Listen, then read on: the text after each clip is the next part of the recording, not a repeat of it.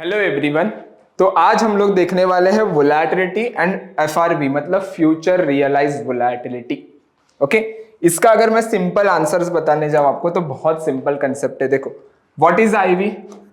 Ivy means expected volatility, बराबर।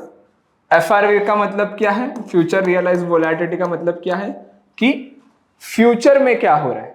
Okay, एक simple draw करके बताता हूं। सपोज आईवी जो है वो मेरा 20 है, मैं एक्सपेक्ट कर रहा हूं आगे जाके वोलेटिलिटी 20 हो सकती है। ओके, कोई भी परफेक्ट आईवी आपको नहीं बताएगा, हम लोग इंप्लाइड ही करते हैं हमेशा। सो आईवी सपोज 20 है, तो देखो आगे जाके वोलेटिलिटी 30 भी हो सकती है, आगे जाके वोलेटिलिटी 10 भी हो सकती है, which is a future realised volatility. मैं इंप्लाइड कर रहा था 20, लेकिन आगे जाके हुआ 30, दिस इज कॉल्ड एफआरवी। और वही चीज अगर आगे जाके हुआ 10 तो this is called again the FRV.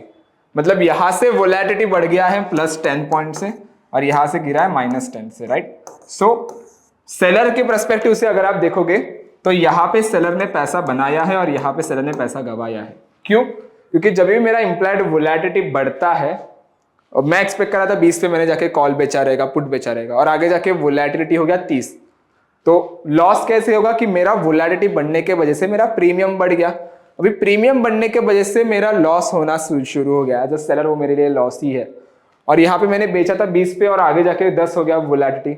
मतलब जब मैंने बेचा था तभी वोलेटिलिटी की वजह से मैंने बहुत एक्सपेंसिव ऑप्शन बेचा था और आगे जाके वो सस्ता हो गया, बिकॉज मेरा वोलेटिलिटी ड्रॉप हुआ और मेरा प्रीमियम ड्रॉप हुआ, तो मुझे पैसा मिलेगा। तो this is called something FRV. Okay, तो जनरली जब भी आईवी को अगर मैं देखूंगा यहाँ पे, अगर आईवी इसे डाइवर्जन देगी एफआरवी को, तो कहीं पे तो मैं कहूंगा कि आईवी के बेस पे ट्रेड्स बनाना विल बी एक बेनिफिट देगा आपको।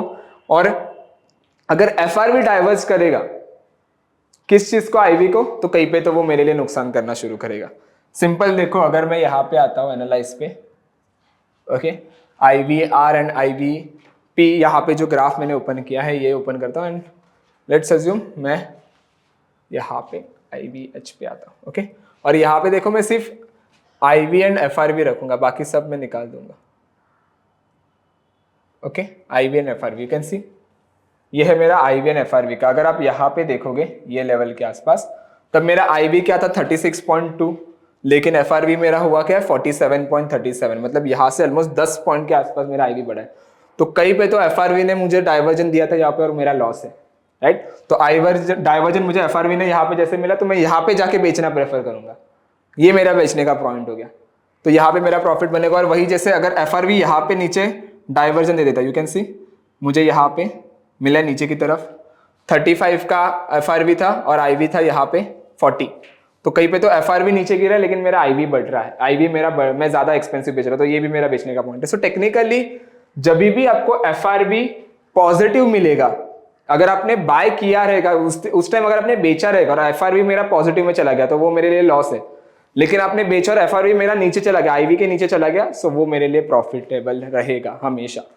ओके, इसका आंसर अगर आप देखोगे आईवी माइनस एफआरवी में, तो ये है कि अगर सपोज में ओवरऑल रियलिटी जो स्टॉक है, अगर मैं सिर्फ आईवी के बेस पे बेचता, तो जो ग्रीन पार्ट है वो मेरा प्रॉफिट है और जो रेड पार्ट है वो मेरा लॉस है, आईवी बेस पे अगर मैं ट्रेड बना रहा था इस पे, तो राइट।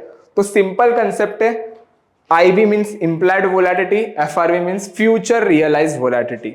ध्यान रखना है, याद रखना है, तो क्या करेंगे कि 20 का वोलेटिलिटी है, आगे जाके वो 30 भी हो सकता है, 10 भी हो सकता है। अगर 20 का है आगे जाके 30 हुआ, मतलब मेरा FRV जो है वो +10 था, और अगर मेरा आगे जाके 10 हुआ तो मतलब -10 था। तो जो फ्यूचर में हो रहा है ना, वो मेरा FRV है। Okay, that is the simple thing in that particular concept. Okay, इसके बारे में और इन डिटेल जानना है, प्लीज नीचे सारी चीजें लिखी हुई है, एक बार वो भी गो थ्रू कर लीजिएगा, और FAQ भी लिखा हुआ है तो वो भी एक बार गो थ्रू कर लीजिएगा।